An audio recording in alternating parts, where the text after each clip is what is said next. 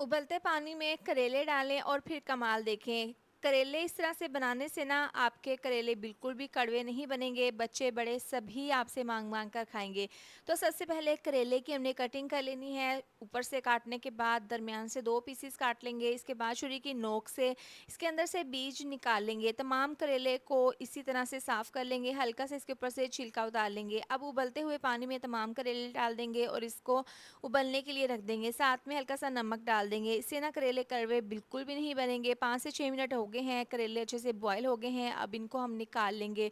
हल्का सा ठंडा करने के बाद इसको गोल स्लाइस में काट लेंगे। गरम ऑयल में ये तमाम कटे हुए करेले डाल देंगे और इनको हमने कर लेना है फ्राई।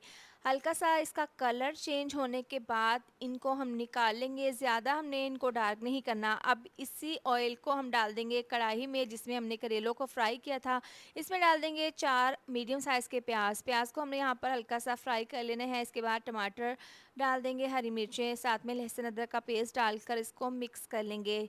टमाटर हल्के से सॉफ्ट हो गए हैं और प्याज भी। इसमें नमक, कुटी हुई लाल मिर्च, पिसी हुई लाल मिर्च, हल्दी पाउडर डालकर अब इसको मिक्स कर लेंगे।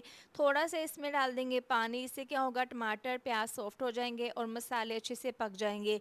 अब यहाँ पर इसको 5 मिनट के लिए कवर करके पकाया है। इसके बाद फ्राई किए हुए करेले इसमें डाल देंगे और इसको मिक्स करके इसको दम वाली आंच पर 8 मिनट के लिए पकाएंगे।